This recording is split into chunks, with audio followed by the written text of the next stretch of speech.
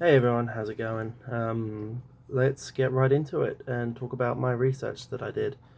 So basically, I was doing research on the film media audience, specifically film, as opposed to other screen medias, because films it's got a longer history and it's quite a long running media thing. At least 100 years. So there's lots of points where in the research you can look at how the film media has actually changed, and that's what I was doing with this research project. Um, I wanted to look at how the current modern media audience is engaging with and viewing these films. Um, it's impossible not to notice these days that films are everywhere. You got Netflix; they've started making their own original ones.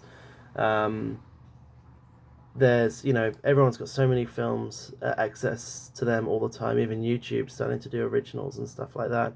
And now on top of all of that, like, people have films all the time in the palm of their hands, but still film box offices like at the cinema and stuff, you know coronavirus notwithstanding, they've been going up and up and up. So is it just that people are watching more films all of the time? um, So yeah, that's what I was trying to find out with my research, just the way people are engaging with the films in the modern day. So what I did was I did an interview, sorry, three interviews, semi-structured. I did one participant observation session, which was a film showing, and I did a survey, which was shared through um, Facebook and hosted by SurveyMonkey. So I maxed out at the limit of 40 um, survey responses for the SurveyMonkey one. I got some really good information from that. I learned that people were watching a lot of films. 70. Sorry, let me just get the stats for you right now. 77.5% of respondents stated that they watched at least one film a fortnight. 57.5 responded that they watch at least a film a week. So there's a lot of time people are spending watching these movies, and I wanted to know why. What gain do you get out of it? I kind of wanted to look at it through a uses and gratifications thing, because um, that was the aim of the assignment, basically. So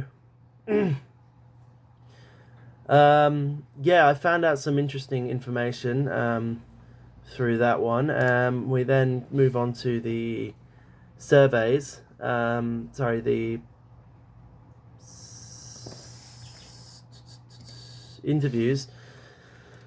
The interviews went well. I had three subjects interviewed in a semi-structured format, and I asked them a list of questions, which I've got here, more or less, because it's semi-structured, so I added a little bit of questions to it. But the main structure was, what do you enjoy watching? About your favorite genre of films? What are your thoughts on films as an art form? In your opinion, what is the best way to watch a film? Do you ever watch films back to back, and that kind of stuff?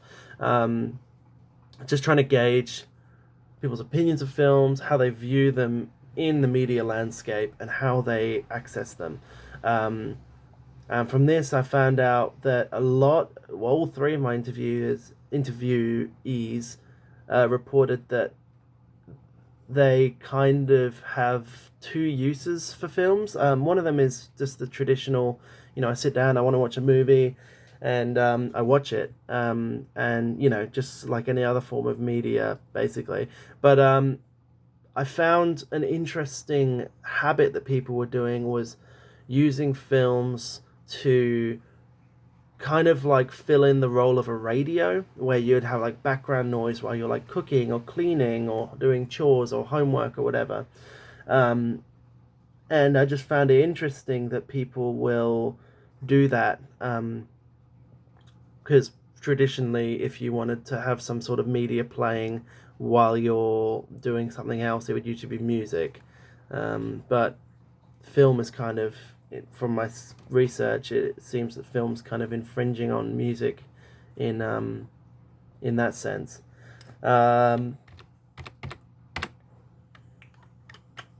So we then go to the final part of the research, which was my audience observation thing. So basically, this was done by inviting 8 of my friends around to go watch Mean Girls. The reason I chose the film Mean Girls was, I mean, it's a great film, but it ticked a lot of boxes that people reported from the survey. So it was 90 minutes, about an hour and a half long. It's a comedy / drama, which were the two most popular film genres. And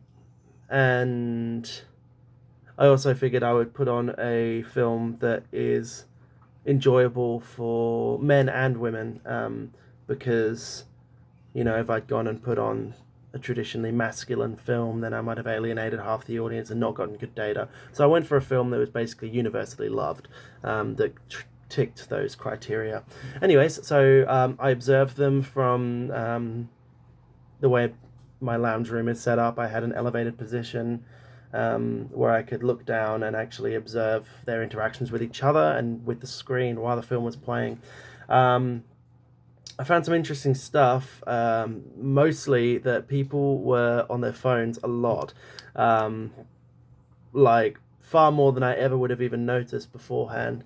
But it was interesting because I could actually quite easily break down the audience into 2 groups. There's the talkers and the phone users, and in my observations, no one actually, when a lull would come, or a scene of, like, when there's like heightened activity in the scene and it gets noisier, that people would either get on their phone and start texting or browsing Facebook, or you would talk to the person next to you.